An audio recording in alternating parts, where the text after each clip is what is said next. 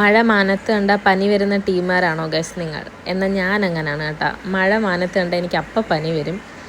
സാധാരണഗതിയിൽ ഞാൻ വിചാരിക്കും പനിയൊക്കെ വന്ന് അതിന് മരുന്ന് കിട്ടാതെ നാണം കെട്ടത് പൊക്കോളൂന്ന്. പക്ഷേ ഇപ്രാവശ്യം എനിക്കത് തീരെ പറ്റുന്നില്ലായിരുന്നു. നല്ല തൊണ്ടവേനയും ഒടുക്കത്തെ നടുവേനയും ദേഹം മൊത്തം വേദനയും ഉണ്ടായിരുന്നു.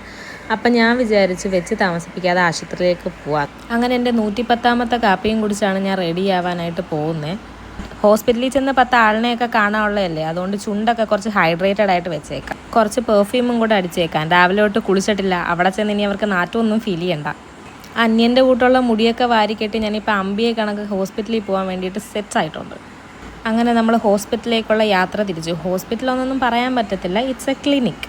അങ്ങനെ ക്ലിനിക്കിൽ ചെന്ന് നമ്മൾ കുറച്ച് നേരത്തെ വെയിറ്റിങ്ങിനൊടുവിൽ ഡോക്ടറിനെ കാണാൻ വേണ്ടിയിട്ട് കയറി. ഈ സ്നേഹത്തോടെ ഈ നേഴ്സ് എന്നെ വിളിച്ചുകൊണ്ട് പോകുന്നത് ഇഞ്ചക്ഷൻ വെക്കാൻ വേണ്ടിയിട്ടാണ് കേട്ടോ.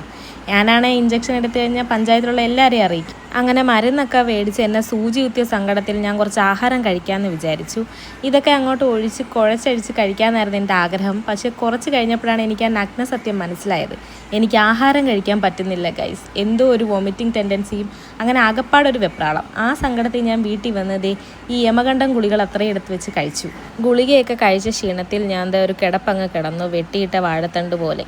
നാളത്തേക്കെങ്കിലും ഞാൻ റെഡിയാവും എന്നുള്ള സ്വയം ധാരണയിൽ നമുക്ക് അടുത്ത വീഡിയോയിൽ കാണാം. ശരിയെന്നാ.